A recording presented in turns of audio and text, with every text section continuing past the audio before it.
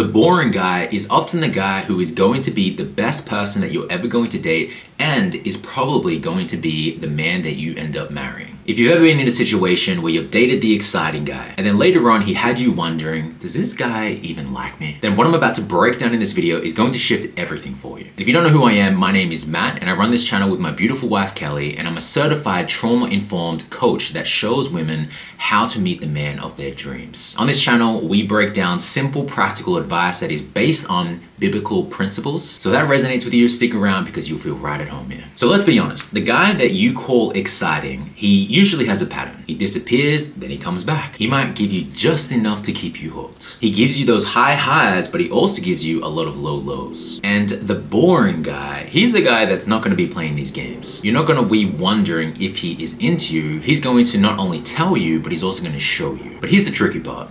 If you're used to chaos, stability can feel foreign. It can even feel like something is missing. I'll tell you a story. I had a client, let's call her Sarah. Sarah had a past where she was always dating men who kept her guessing. The highs were incredible, but when it was low, it was extremely low. And there was usually a pattern. He would be interested, she would be interested, but as she was interested, he would be less interested. As she became less interested, she became more interested. As she became more interested, he became less interested. And then she started being interested, and then all of a sudden, he became more interested. So then she became less interested, he became more interested, and then she became more interested because he was interested, and then all of a sudden the cycle kept continuing. If you've been in that cycle, listen up, because that was Sarah's dating history. What she didn't realize is that that unpredictability was addictive, but it was also exhausting. But then when she met a man who she went on a date with, and he was steady, he was kind, he was charming, but not overly charming, like he was just charming enough to the point where she was interested. And then we got on a one-on-one call one day, and she's like, I met this guy, but he's kind of boring. And then as we started to continue our coaching journey together, we started to realize that he's not boring. It was just foreign to her nervous system to be with a guy who isn't all in on the very first dates or the second date or the third date. Their connection wasn't like throwing paper in a fire and it was fast burning, but then it just crumbled. It was like throwing a log into a fire. It was slow burning. And then she thought that there was something wrong with this. But as we slowed down her dating pace and we started to get her connected, even more connected to her body, what she realized was, this isn't boring. I just feel safe. I feel peaceful. I don't feel like there's something wrong here. But now my mind is making up that there's something wrong because there's nothing wrong. So this is where I want to pause and just show you something important. When you're used to unpredictability and uncertainty, maybe it was from your childhood. Maybe the person's love who you craved the most, whether that was your mom or your dad, maybe for you, you can see that the same relationship patterns that you're noticing in your adulthood is very similar to the same connection that you were craving from that parent whose love that you craved the most, or the caregiver whose love that you craved the most. Maybe it was uncertain. Maybe it was unpredictable. Maybe you felt like you had to really fight for their love or fight to feel like you mattered to them. And now you're in adult relationships and you're noticing the exact same pattern. And maybe it's not from childhood. Maybe for you it's just from early on in past relationships. And now your nervous system has become wired to expect that. The uncertainty, the unpredictability. And then you have calm and peaceful love or connection and you're like, this feels uncomfortable here. But the reason why it is uncomfortable is because it just feels foreign.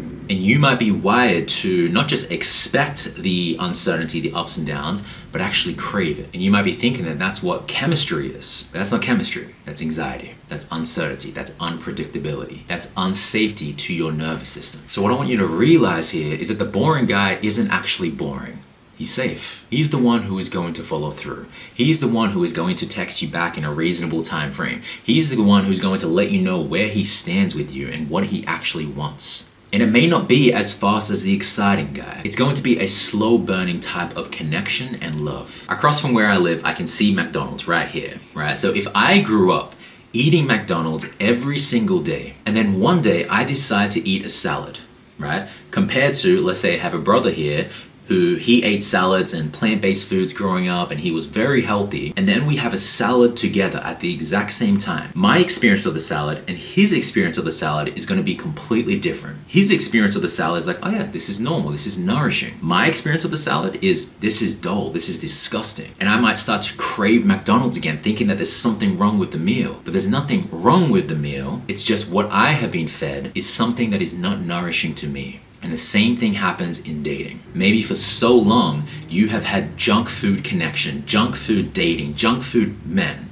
And now you get a salad type of man. Hopefully you're following me on this analogy here. You get a salad type of man, and now you're like, this is dull, this is boring. But what's interesting is that taste buds change over time.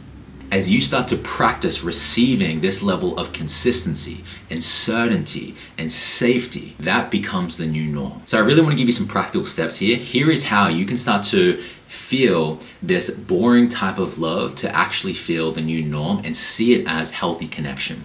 Step number 1 is to slow down your dating pace. In our program, we teach there are 3 phases of dating, and dates 1 to 3 is phase 1. Dates 4 to 7 is phase 2. And dates 7 and above is phase 3. What you want to be doing for the very first 3 dates is follow the 3-3-3 rule. What does this mean? For the very first 3 dates, I want to have the dates be 3 hours long and 3 days apart minimum.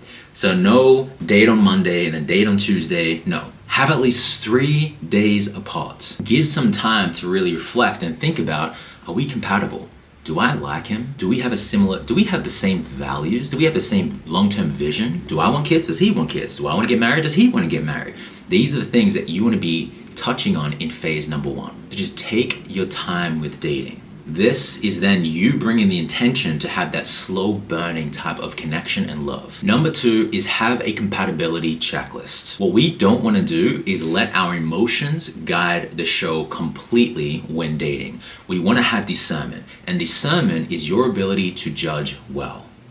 It's one of the most underrated skills in dating that we talk about in our program. So my wife and I, we put together a compatibility checklist that we give to our private clients. Now we give it away for free. So this is going to help you to really ensure when you're dating, is this a man who I'm compatible with? Because a lot of people just focus on chemistry. Chemistry, is it boring? Do I feel excited?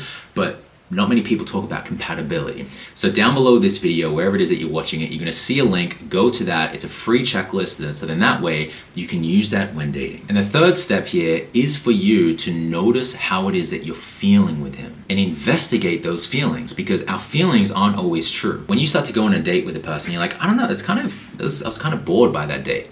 You have to investigate that. Start to journal, start to ask yourself questions. Is it that it was boring? Or is it that I'm just not used to this slow burning connection because in the past I've had that junk food connection? Is it boring, or did I just feel safe? Is it boring, or did I just feel peace? Is it boring, or do I just feel nourished by this connection? So don't trust your emotions. Emotions are beautiful, but they're not to be trusted completely. So the boring guy, he's not going to give you that adrenaline rush that the exciting guy gives you. But what he is going to give you is peace, certainty, safety.